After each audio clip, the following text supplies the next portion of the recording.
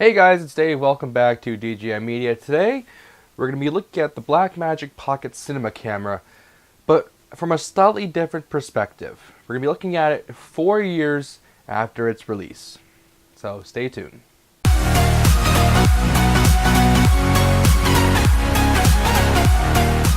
Hey, before you watch this video, if you enjoy content like this and you want to see more, be sure to hit that subscribe button. That way you know when I upload. And if you enable notifications, you'll get a quick email just saying, hey, there's a new video up, so you can go ahead and check that out. I'm also announcing today that I'm rolling out a daily video upload schedule. You can check out what videos are coming up on my website. I'll link to that in the description. But now let's get into the video. So here is the Blackmagic Pocket Cinema camera. It's pretty small. The build quality, of course, is awesome. This is something that Blackmagic Design is known for, their exceptional build quality. It's quite compact. It's supposed to be that way because it's the Pocket Cinema camera. You're supposed to be able to fit it in your pocket. But we're looking at this 4 years after its release. This thing came out in 2013. They announced this camera at NAB, I believe. And what we're looking at today is whether this camera has held its ground with the other lineup of cameras that Blackmagic has released, and also including other cameras from manufacturers like Sony and Canon in the cinema range of things. So we're just going to quickly look at some features of the camera. So on the outside, on the top we have record and playback options right there. Nothing else over here. I got this little rig so I can actually mount stuff to this because there's only one mounting hole on the top of the camera. Moving on to the side, you can probably see that there. We have a LAN C controller for starting, stop, record, things like that. You have a headphone jack, a mic jack. For audio input, you have a micro HDMI output, and you have a power input. Now, the power input is probably one of the most important ports on this camera because this camera uses those terrible little Nikon style batteries. There's the battery. This thing is tiny, 7.4 volts, 800 milliamp hours. This thing is basically the worst part of this camera right off the bat. You can get less than an hour of just idle. So just turning the camera on, you'll get less than an hour of time. Recording will just decrease that even faster. So that's definitely not the strong point of this camera. You will definitely need to get external power solutions for this. Something that I found from another YouTube video is this little Sony NP-F battery plate, and it has a DC connection right there. And came with this little cable here. This then goes into the battery plate. This then goes right into the camera. Then I got some cheap batteries, cheap Sony NP-F extended batteries, third-party ones. These are like 30 bucks for 2 of them, and those things last forever. They are absolutely fantastic, and I highly recommend getting those. Even if you're not looking for this camera specifically, those things work. You can get adapters to use those batteries on everything. I mean, they work on my light, which is over to my side here. I can create a shadow. But that's the battery powering my light. People use it for powering microphones, external monitors, things of that nature. So I highly recommend you invest in those. They're extremely, extremely useful and convenient. So moving on to for the rest of the camera, what's going on the inside? So we have our lens cap here. On the inside, let's forget that nicely, is a nice, it's only an HD sensor, so you're not going to be getting any sort of 4K out of this. And what really hurts the camera is that the max frame rate that this camera can record at is only 30 frames per second at full HD 1080p.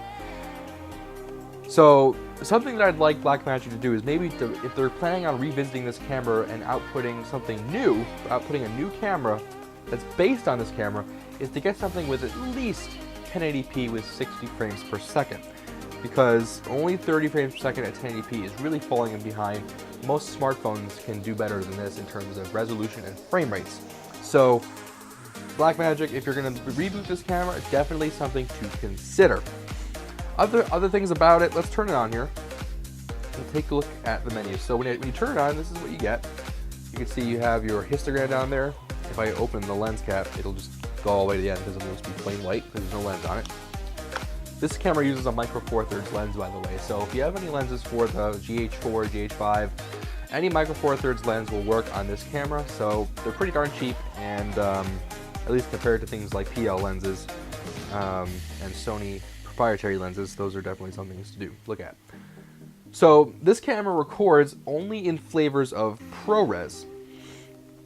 Let's see what we got. So the highest setting, it does record 1080p RAW, but with 32 gig SD card in there, you only get about 5 seconds of footage. So most people won't record RAW, at least directly on the camera. They'll use some sort of external device. So we have RAW, we have ProRes HQ, we have ProRes 422, ProRes LT, and ProRes Proxy. Obviously, the ProRes Proxy is a very low standard, at least in the ProRes line. It's still okay. It's usable, but it's definitely the lowest quality. It's comparable almost to AVC HD in terms of color retention and things like that. Only use that as a backup, but you're gonna get the most recording time with that. So this camera, although it does have drawbacks in terms of its resolution and frame rates, it does have extremely nice dynamic range for what it is. There's 2 settings on it. You can change the dynamic range to video or to film. Now, film will give you a much higher dynamic range, much broader range of f-stops, so that you can get really nice shadows, really nice in highlight as well.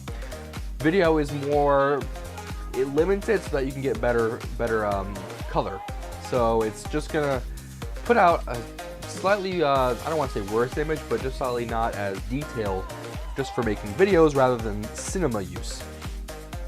And just show down on me, yeah.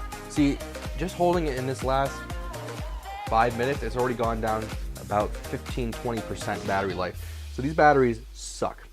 So on the bottom, you see that we have our audio meters. Those are always nice to see. What else we got in here? Settings, white balance. You can change your white balance. It also has a time-lapse feature, which is nice, but the max you can do, I think, is 60 seconds. So it's really not that great in terms of time-lapse. You'd be better off doing something with like a DSLR with a with some sort of custom control on it, so that it'll take pictures every 33 minutes, things like that. So in terms of my use of the camera, now I am no video professional, so I don't want to say that I know everything there is to know about the camera, but I'm looking at this from, I guess, sort of a noob's perspective. The only lens that I really use with this camera is actually a Canon lens. This is an EF lens that I have adapted to Micro Four Thirds. This is a slightly older lens that I got used on Amazon, and it works beautifully. This is the Canon 28-80 ultrasonic lens, and I got this little Photasi. I don't know, I'm not sure how to pronounce it. You can get these on Amazon for about 20 bucks to just put your Canon lens right on there. That didn't go on. There we go. Canon lens onto the Micro Four Thirds mount. Now, one thing you are giving up with this lens adapter is that you're giving up things like autofocus. Whoops, I just knocked over my case. That's okay.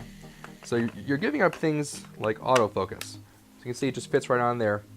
So you're not going to get autofocus. You're not going to get any image stabilization from within the lens because there's no power actually being provided to the lens, unlike a native EF mount or a native Micro Four Thirds mount. Now, of course, there are active adapters that you can get. I'm just knocking my case over here and it's embarrassing. Now, there are adapters that you can get that will provide an active EF mount, but those can be several $100s. So if you really want to get those, you may as well just buy some Micro Four Thirds lenses. I know there's a $100 one that's like 28 to 70 or something on Amazon for like $100. It's an Olympus lens. It has good reviews. You could maybe get one of those, or if you're willing to spend a bit more, you can obviously get things for the Panasonic GH4. Those Lumix lenses are pretty darn good. You could try investing in one of those. So 4 years later, is the Pocket Cinema camera really worth your money? Well, being that it's Blackmagic's cheapest camera as of right now, it's $1,000. Well, $995 technically. But let's say it's $1,000.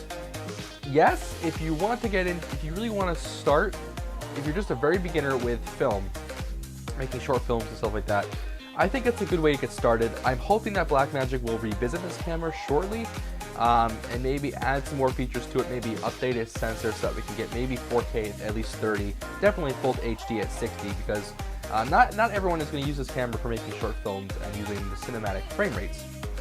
So I hope that Blackmagic sees this. If they don't, too bad, but if they do, I would definitely consider revisiting this product because it has a lot of potential, and I think that with a 2017 upgrade or even 2018 in the future, I think that you guys could really make something nice, especially with all the work that you guys have done on the Ursa Mini Pro. I think that you could make a very cheap camera relative, similar camera to the Pocket Cinema, but just update it and make it feel, you know, refreshed. So that wraps up my 4 years later look at the Blackmagic Pocket Cinema camera. I hope you guys have enjoyed this video. If you did, hit that like button. It really helps out the video and the channel. And if you want to see more content like this, be sure to hit that subscribe button. That way you know when I upload videos. And if you enable notifications, you'll get a quick email when I upload videos. You can also head to my website, which I'll link down below, where you can see a list of upcoming videos and their dates. I'm going to be uploading a video every day, hopefully the best of my ability, but you can see on my website I've actually scheduled out the next 11 days of videos. So definitely should go check that out. So thank you guys for watching. I hope you guys have an awesome day, and I will see you in the next video.